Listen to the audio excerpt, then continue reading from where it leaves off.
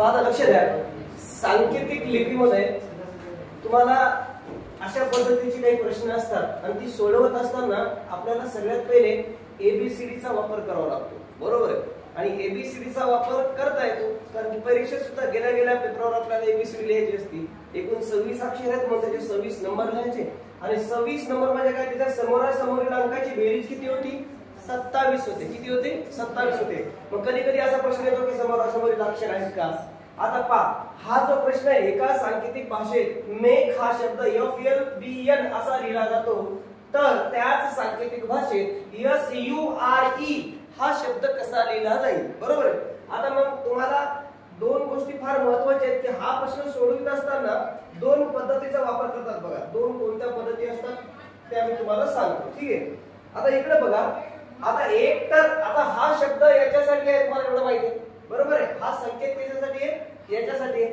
तर याच्यासाठी काय असा प्रश्न आहे तुमच्या पुढे, बरोबर आहे. मग आता एक काम करा, एक तर याला याच्या खाली ठेवा, दोनच तर पद्धती असतात. मग याला खाली ठेवलं FLBN, बघा असा वेगळाच लांब लांब संबंध दिसायला, बरोबर आहे. असा संबंध होतच नाही, तरी पण ट्राय करा. पहा MF आला, MF 1 2 3 4 5 6 -6, ठीक आहे. मग चला S -6 ला बरं 1 2 3 4 5 6 L. पहा काय झालं तर इथं L, पण तुमच्या पर्यायामध्ये L कुठं आहे का, नाही. म्हणजे याचा अर्थ ही मेथड इथं लागू होत नाही, म्हणजे ही मेथड अजिबात इथं लागू होत नाही, ध्यानात राहू द्या, ठीक आहे. मग आता याची दुसरी मेथड कोणती असते, दुसरी मेथड तुम्हाला माहिती आहे की इथं अशी मेथड असते बघा. इथं आहे MAKE बरोबर FLBN, पहा EFKLABMN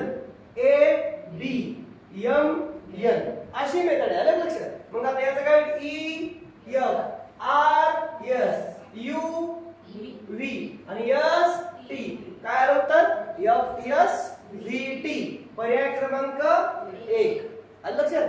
सोपं साधं सिंपल, ठीक आहे. आता दुसरं बघा, एका सांकेतिक भाषेत इंग्लिश हा शब्द असा लिहिला, म्हणजे साधी गोष्ट आहे.